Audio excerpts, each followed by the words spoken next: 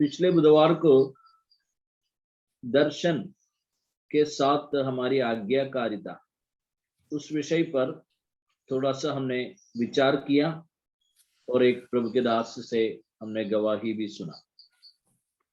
आज दर्शन तो वही है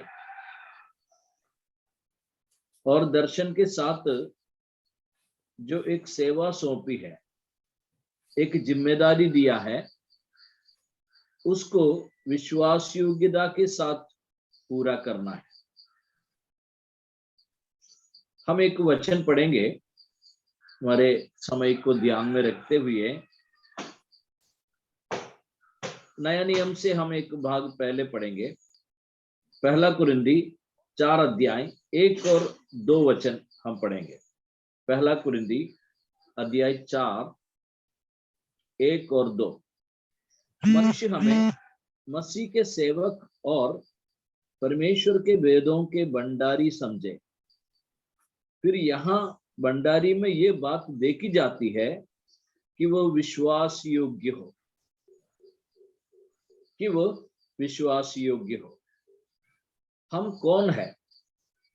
इस मीटिंग में बैठे हुए सभी लोग मसीह के सेवक, जैसे यहाँ पे शब्द का प्रयोग किया है। मनुष्य हमें मसीह के सेवक और परमेश्वर के वेदों के भंडारी। भंडारी शब्द अक्सर एक घर का या एक संस्था का जिम्मेदार व्यक्ति, जिनके हाथ में बहुत सारे उत्तरदायित्व सौंपते हैं, उसमें आर्थिक मामला भी होता है और वो भंडारीपन की सेवा करते हैं। यहाँ पर पैसे की सेवकाई नहीं है, वो भी करना पड़ता है, लेकिन यहाँ पे परमेश्वर के वेदों की भंडारी शब्द का इस्तेमाल किया है। परमेश्वर का वेद वचन में जो उस मिस्ट्री के बारे में कई बार जिक्र किया है, वो अभी हम विस्तार से अध्ययन नहीं करेंगे, लेकिन सुसमाचार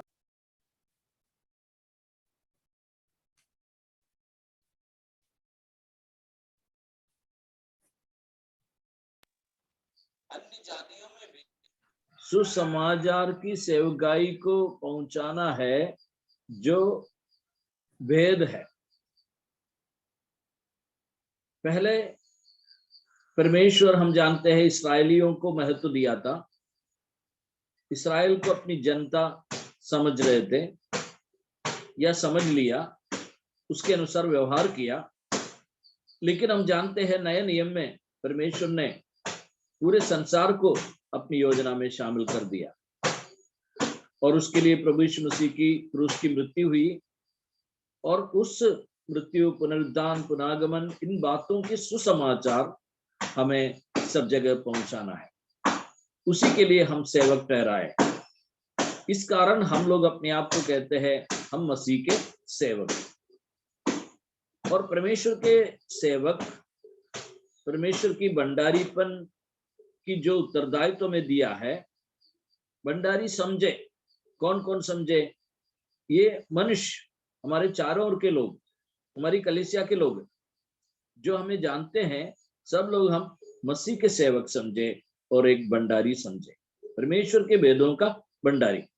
उसमें गुण होना चाहिए। वो गुण सर्वोपरि क्या है? यहाँ पर भंडारी में ये बात देखी जाती है कि वो विश्वास योग्य हो। आज्ञाकारिता और विश्वास योग्यता, ये दोनों मिलके चलता है, उसको हम अलग नहीं कर सकते। केवल आज्ञाकारी व्यक्ति ही विश्वास योग्यता के साथ सेवा कर सकते हैं। अगर हम आज्ञा मानने को, यहाँ पर आज्ञा मानना बपतिस्मा नहीं है, यहाँ पर आज्ञाकारिता का मतलब जो है, जो सेवा हमें दी है, जो हमसे कहा गया, वो हमें उसी प्रकार पालन करना। उसमें अगर विश्वास योग्यता नहीं है तो हम किसी भी रीति से पालन कर सकते हैं।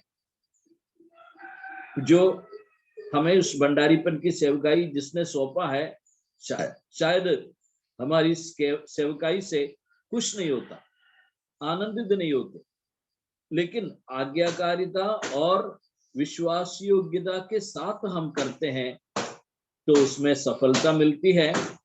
साथ में हम जानते हैं परमेश्वर प्रसन्न भी होते हैं। और ये पहला एक पॉइंट है, ये प्रेरित पौलुस में और पुराना नियम में मूसा में और यूसुफ में देखा जा सकता है। पुराना नियम का कई ऐसे पात्र हैं जो हम जानते हैं इस सेवकाई को, परमेश्वर की सेवकाई को विश्वास योग्यता के साथ पूरा किया है। कई दास है, उनमें से सबसे अच्छा एक दास है मूसा। मूसा के बारे में हम एक वचन पढ़ेंगे, गिनती की पुस्तक 12 अध्याय 7वां वचन। पुराना नियम में गिनती की पुस्तक 12 अध्याय 7वां वचन, यहाँ पर लिखा है, परंतु मेरा दास मूसा ऐसा नहीं है, वो तो मेरे सब घरानों में विश्वास योग्य है। ये और किसी की गवाही नहीं है। परमेश्वर मूसा के बारे में कहता है, सब घरानों में, इस्राएल के सारे घरानों में मूसा विश्वास योग्य है। मूसा परमेश्वर की सेवा के लिए नियुक्त है। एक दर्शन के बाद हम उस बात को जानते हैं।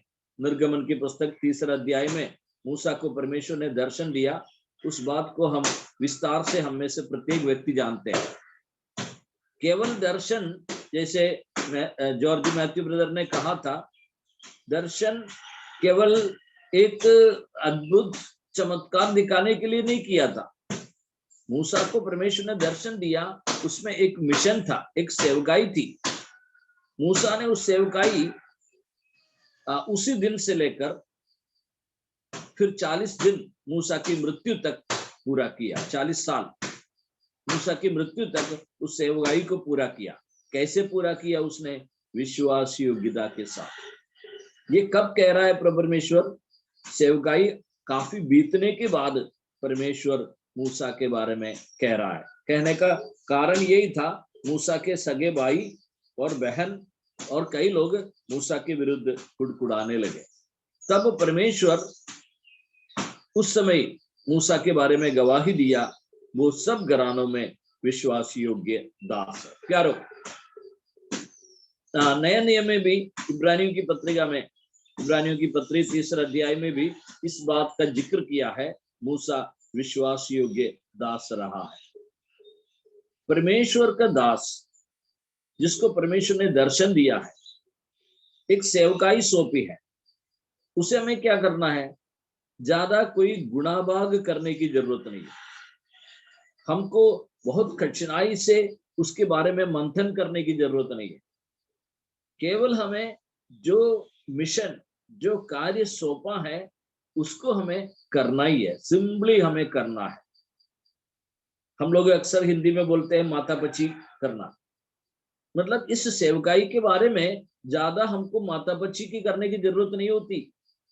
अगर हमें अपना दर्शन मालूम है, अगर मुझे दर्शन मिला है और उस दर्शन में मुझे स्पष्ट है क्या सेवकाई मुझे मिला है, मुझे प्रचार करने का सेवकाई है, मुझे टीचिंग की सेवकाई है, मुझे एक ऑर्गेनाइजिंग करने का सेवकाई है, या फिर मुझे कलीसिया में एल्डरशिप नेतृत्व करने का सेवकाई है। हम, परमेश्वर ने हमको अलग अलग सेवकाई दी है। हम परमेश्वर का दास है, हमको परमेश्वर ने दर्शन दिया है। उस दर्शन में जो सेवकाई मुझे दिया है उसे मुझे सिंपली, मतलब सरल तरीके से करना है। उसमें कोई माता बच्ची करने की जरूरत नहीं। दूसरों की सेवकाई कैसा है उसको देख कर मैं अनुकरण करने की भी जरूरत नहीं। हाँ, पौलुस ने कहा है मेरा अनुकरण करो, क्योंकि पौलुस की सेवकाई उसी प्रकार था। लेकिन हम पौलुस की सेवकाई नहीं कर रहे। पौलुस ने दर्शन में जो उसको मिला वही किया।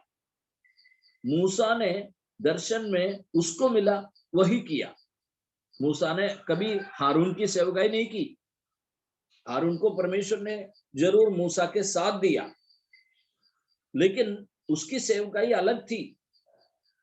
मूसा को जो करना था, इस्राएलियों का नेतृत्व, उनके लिए सब समय में दिशा निर्देश सब कुछ देना था, मूसा ने बखूबी उसको निभाया। लेकिन मूसा की इस श्रेष्ठता, उस आज्ञाकारिता, उस विश्वास योग्यता देखकर उसके सगे भाई और बहन ने कुड़कुड़ाना शुरू कर दिया। तो परमेश्वर उनको अलग सेवकाई दिया था जो मूसा को नहीं मिली, वो सेवकाई याजक पद। मूसा ने जरूर अपने भाई को अभिषेक किया, बड़े भाई थे, लेकिन मूसा ने उनको अभिषेक किया। लेकिन वो अभिषेक मूसा का सेवकाई में नहीं है, वो याजक पद था जो और किसी को नहीं मिला, हारून और उसके पुत्र को मिला है। तो हमें जो दर्शन मिला है, एक मिशन हमें सौंपा है, एक सेवकाई हमें सौंपा है। अगर आपको मालूम नहीं आपकी सेवकाई क्या है, तो इसका मतलब आपके पास उस दर्शन की कमी है। किसी ने आपको धकेल दिया है, किसी ने सेवकाई में आपको पकड़ के बनाया है, ऐसा नहीं हो सकता। हर एक प्रभु के दास को स्पष्ट रूप से एक सेवकाई मिली है, मुझे क्या करना है। हमारे बीच में आज एक प्रभु के दास है, हम उससे गवाही सुनेंगे। तो परमेश्वर ने उनको एक स्पष्ट सेवकाई दिया, हम सुनेंगे उनके मुंह से। मतलब एक जगह में जा करके वहां पे लोगों को सुसमाचार सुनाना, नए नियम की सेवकाई वही है। पुराना नियम में मूसा ने जरूर नेतृत्व किया था, लेकिन हमारे लिए आज नेतृत्व से बढ़कर नेतृत्व बाद में मिलेगा, लेकिन फील्ड में जाकर सेवा करने के लिए अधिकांश इवेंजलिस्टों को या सुसमाचार प्रचारकों को मिलता है। हमारा टाइटल ही क्या है? इवेंजलिस्ट। हम लोग वही लगाते हैं। तो इवेंजलिस्ट का मुख्य सेवकाई क्या होता है? सुसमाचार।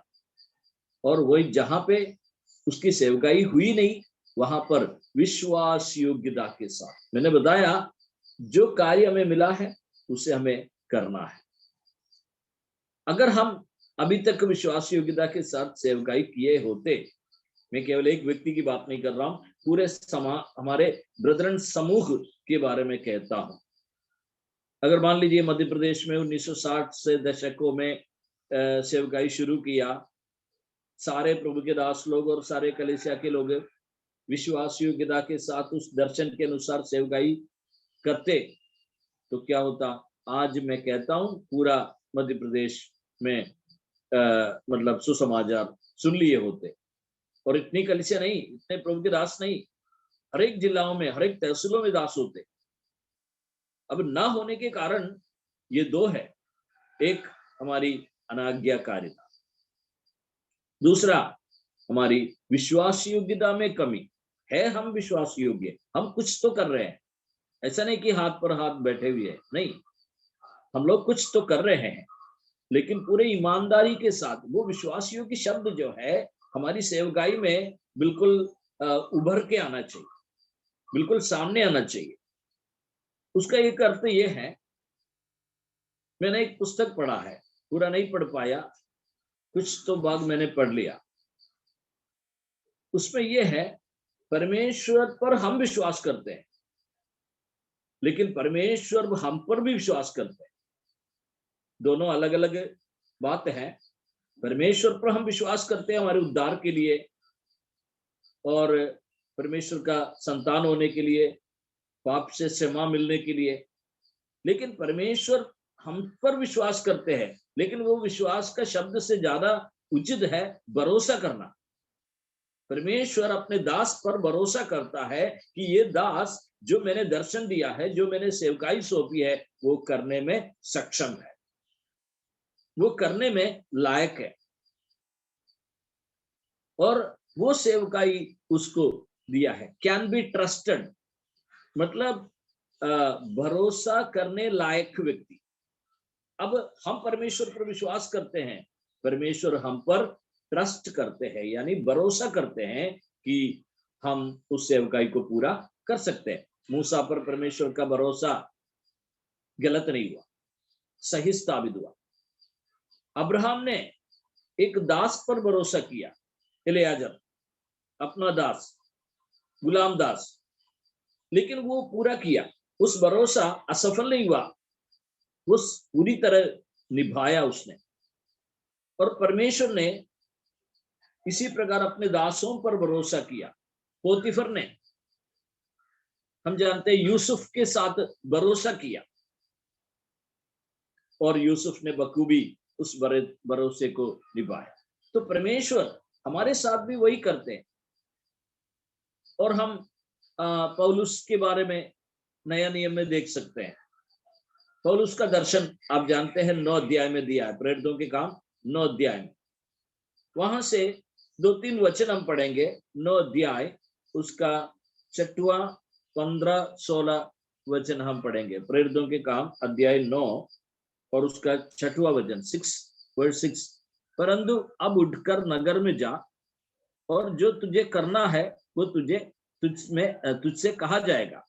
15-16 परंतु प्रभु ने उससे कहा, तू चला जा, क्योंकि वो तो अन्य जातियों और राजाओं और इस्राएलियों के सामने मेरा नाम प्रकट करने के लिए मेरा चुना हुआ पात्र है। और उससे मैं बताऊंगा कि मेरे नाम के लिए उसे कैसा कैसा दुख उठाना पड़ेगा। परमेश्वर ने शाऊल को दर्शन दिया, जो बाद में पौलुस बना है। और पौलुस को परमेश्वर ने एक सेवकाई भी दिया। मतलब वहां पर 6वीं आयत में हमने कहा, तू चला जा, नगर में जा, तुझसे जो करना है वो बता दिया जाएगा, कहा जाएगा। अब 15वीं आयत में किससे कहता है? वो अननियास, जो उसको बपतिस्मा देने वाला था, परमेश्वर का एक हनन्याह नाम का सेवक था, उससे कहता है कि चला जा, क्योंकि वो तो अन्य जातियों और राजाओं और इस्राएलियों के सामने मेरा नाम प्रकट करने के लिए मेरा चुना हुआ पात्र है। एक सेवकाई है। दर्शन परमेश्वर ने पौलुस को दिया और हनन्याह को स्पष्ट किया उसको क्या करना है, पौलुस को क्या करना है।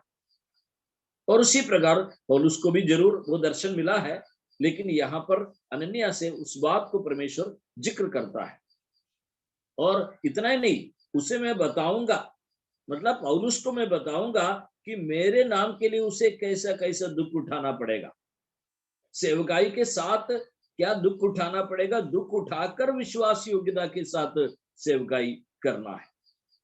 अब दुख उठाने की बात हम लोग सभी कहते हैं, परमेश्वर की सेवकाई में दुख उठाना है। हम में से बहुत सारे लोग दुख उठाकर ही परमेश्वर की सेवकाई करते हैं। लेकिन कई बार दुख हमारे सामने आते ही, कोई जरूरी नहीं कि दुख हमेशा मतलब जो है मतलब कोई मारे पीटे। दुख अलग अलग रीति से होता है सेवकाई में। कई लोगों का सहयोग नहीं मिलता तो अकेले पड़ जाते हैं, वो भी हमारे लिए एक दुख है। कलीसिया का सहयोग नहीं मिलता, आर्थिक परेशानी झेलना पड़ता, जिससे हमें मिल जाता था, अभी तक वो दरवाजा अचानक बंद हो जाती है, दुख उठाना पड़ता है, तो सेवा वहां पे समाप्त हो जाती है हमारी। हम लोग कुड़कुड़ाने लगते हैं। तो सेवकाई फिर करते हैं कैसे?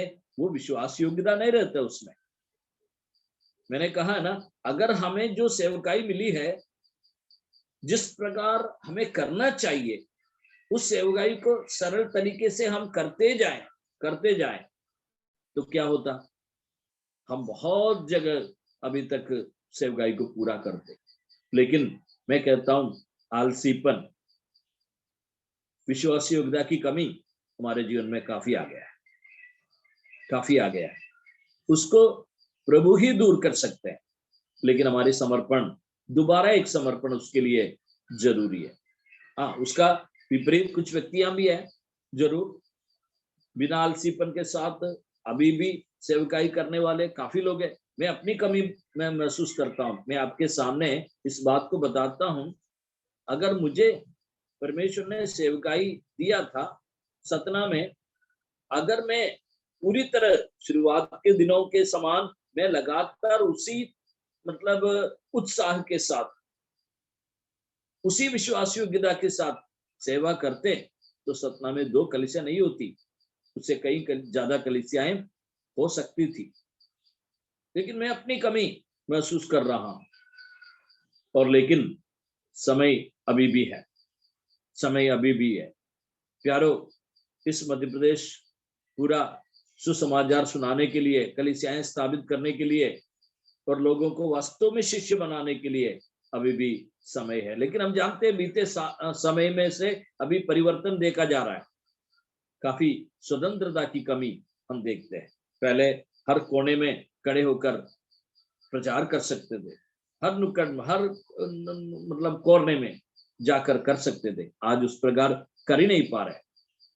अगर हम विश्वासी योगदास होते, अगर हमारे आज्ञाकारिता और विश्वासी योग्यता एक साथ चलते, उस मिशन को हम पूरा करते।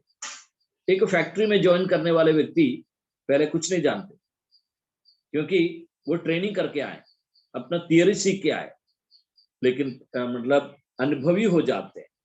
वो अगर आलसी होता तो उसको फैक्ट्री से निकालते, लेकिन प्रभु के दया से हमें सेवा से प्रभु ने अभी तक निकाला नहीं। ये उसकी बड़ी दया है, वह उसकी दया है। तो प्रभु हमारी सहायता करे।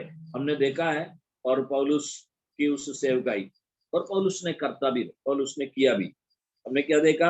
अन्य जातियों में पौलुस ने सेवकाई किया। कितनी अन्य जातियों की कलीसिया पौलुस के द्वारा स्थापित हुई। कितने जगह 3 मिशनरी यात्राओं में पौलुस गए, और जो उसको दिया दर्शन के अनुसार दिया, और उसने विश्वास योग्यता के साथ उसको पूरा किया। ये नहीं कि केवल प्रचार करना, सिखाने में भी एक विश्वास योग्यता होना चाहिए। मतलब एक कलीसिया की स्थापना के बाद टीचिंग का बड़ा महत्व रहता है, शिष्य बनाना। प्रभु यीशु मसीह ने अपने चेलों को बताया, सभी जातियों को सुसमाचार सुना करके कलीसिया में लाने का मात्र नहीं है, उन्हें मेरा चेला बनाओ और सब बातें मानना सिखाओ। ये भी हमारी जिम्मेदारी है। तो उस मिशन में वो शामिल है, वो उस दर्शन में वो शामिल है। कई बार हम में से कई लोग सिखाने में निपुण नहीं होते। जन्म से कोई निपुण तैयार होके नहीं आते, जन्म से कोई सक्षम नहीं होते। हमें से प्रत्येक व्यक्ति को उसके लिए मेहनत करना पड़ता है। वचन के सामने बैठकर आधा घंटा प्रचार करने के लिए 3 घंटे की हमको मेहनत करना पड़ता है, कुकिंग करना पड़ता है, तभी तो जाकर एक सिखाने लायक मैसेज तैयार हो जाता है। मैं भी उतना सक्षम नहीं हूं, लेकिन परिश्रम करता हूं। हमें से प्रत्येक, कई लोग इसमें आत्मिक तौर पर शिक्षा देने वाले, वचन की शिक्षा देने वाले, वो कठिन परिश्रम के बाद ही ऐसा हो सकता है, अनुभवी हो जाते हैं। लेकिन कई प्रभु के दास, इस मामले में मैं कहता हूं, विशेष करके हमारे स्थानीय भाइयों से मैं कहता हूं, शिक्षा, अगर वचन की शिक्षा आप कलीसिया में विश्वास योग्यता के साथ नहीं करते, तो विश्वासी लोग परिपक्व नहीं होते। आप वास्तव में उनको आप शिष्य नहीं बना रहे। उद्धार पाके मतलब सुसमाचार सुना करके आप कलीसिया में लोगों को लाए, फिर सेवकाई फील्ड में मतलब थोड़ा कम कर सकते हैं, क्योंकि कलीसिया को मजबूत करना भी हर एक इवेंजलिस्ट का उत्तरदायित्व है। सेवकाई में पौलुस ने ये दोनों किया, फील्ड में जाके सेवा किया, कलीसिया तैयार हो गई, और शिक्षा देने में भी। अभी हम देख सकते हैं कई जगह कलीसिया का आरंभ था, कलीसिया थी, लेकिन आज नहीं है। विश्वासी लोग तितर बितर हो रहा है, दूसरी कलीसिया में जा रहे हैं। उसका कारण कौन है?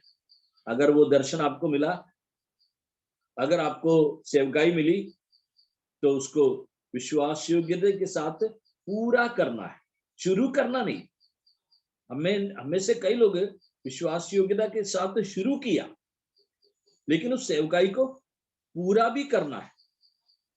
और हमारा समय कम है, लेकिन पौलुस का जीवन में हम कई जगह इस बात को देख सकते हैं।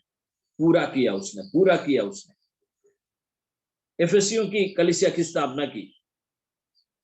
स्थापना करने के बाद पौलुस वहां पे कुछ दिन रहे, उनको सिखाता रहा। फिर वहां से प्रस्थान होने के बाद पौलुस पत्रिकाओं के द्वारा और वहां भी आकर लोगों को मिले, तो उसमें सभी लोगों को बुलाया, एल्डर्स को बुलाया, और पौलुस एक बात कहते हैं, वो जरा मैंने सब बातें जो तुम्हें प्रयोजन है सिखाया, सब बातें जिसमें तुम्हें प्रयोजन है मैंने तुम्हें सिखाया। ये हमारी जिम्मेदारी में महत्वपूर्ण है। सुसमाचार सुनाना तो ठीक है, अब उसके लिए ज्यादा मतलब मेहनत करने की जरूरत नहीं, क्योंकि सुसमाचार हम जानते हैं, बार बार सुनाते हैं तो हम जानते हैं, लेकिन उनको चेला बनाने में जरूर मेहनत है। वहां पर विश्वास योग्यता ज्यादा आना चाहिए। आपको बाकी सारी बातों को दूर करके वचन के सामने बैठकर आपको मेहनत करना पड़ता है, और उसने वो किया, ऐसे कलीसियाओं को मजबूत किया। और हम जानते हैं वो कलीसियाएं में से मजबूत विश्वासी लोग सेवा के लिए निकल चुके हैं। प्रभु हमारी सहायता करे। अलग अलग जगहों में हम सेवकाई कर रहे हैं। हमें से प्रत्येक कलीसिया, वर्तमान में अभी 40-45 कलीसियाएं मध्य प्रदेश में है। अगर कलीसिया मजबूत है सेवकों के कारण, तो वहां से सेवक तैयार हो जाएंगे। कहीं से और सेवक को मंगाने की जरूरत नहीं है। वो विषय, वो दर्शन हमें प्रभु दे रहा है। लास्ट में पौलुस की सेवकाई जहां पे समाप्त होने का एक प्रमाण हमें मिलता है। हमें से सब उस वचन को जानते हैं, जरा निकालेंगे। 2 तिमोथी 4 अध्याय उसका 7वां वचन। 2 तिमोथी अध्याय 4 का 7वां वचन हम पढ़ेंगे। हम में से प्रत्येक व्यक्ति जानते हैं इस वचन को। मैं अच्छी कुश्ती लड़ चुका हूं, मैंने अपनी दौड़ पूरी कर ली है, मैंने विश्वास की रखवाली की है। पौलुस बड़े संतृप्ति के साथ, संतुष्टि के साथ ये वचन बोल रहा है। बहुत बुरा हो गया, इतना ही नहीं, मृत्यु उसके सामने है, उसका कत्ल किए जाना है। उसको मालूम है रोमी सरकार के द्वारा उसका भी वध हो जाएगा, लेकिन रो नहीं रहा है, वो आनंद के साथ कर रहा है। मैं अच्छी कुश्ती लड़ चुका हूं, मैंने अपनी दौड़ पूरी कर ली। या दूसरी शब्दों में, मैंने विश्वास योग्यता के साथ अपने दर्शन के अनुसार मेरी सेवा को पूरा किया है। अब क्या है? प्रतिफल, बाकी कुछ नहीं। जो सेवकाई पूरा किया, तो मैंने कहा स्वर्ग में सबकी ताली बज रहा है पौलुस के लिए। स्वर्ग में पौलुस के लिए ताली, मतलब पूरा करके आए, एक दौड़ पूरा करके आए। जब 100 मीटर का दौड़ पूरा करके आए, सारे दर्शक उस व्यक्ति के लिए ताली बजाएंगे, स्वाभाविक है। अब 8वां वचन में लिखा है, भविष्य में मेरे लिए धर्म का वो मुकुट रखा हुआ है, पहना जाएगा पौलुस को। लेकिन सबको नहीं, जो दर्शन जिसको मिला है, उस दर्शन को आज्ञाकारिता के साथ विश्वास योग्यता से पूरा करते हैं। परिपूर्ण विश्वास योग्यता में आरंभ होता है, लेकिन उसे पूरा भी करना है। पौलुस ने किया है, मूसा ने किया है, कई प्रभु के दास ने किया है, और हम भी करेंगे। प्रभु हमारी सहायता करे। मेरा समय यहाँ पे समाप्त हुआ। आगे हम प्रभु के दास से हम उस संबंध में गवाही भी सुनेंगे। प्रभु इस वचन के द्वारा हमें आशीषित करे। प्रभु के नाम की महिमा हो। धन्यवाद भाई।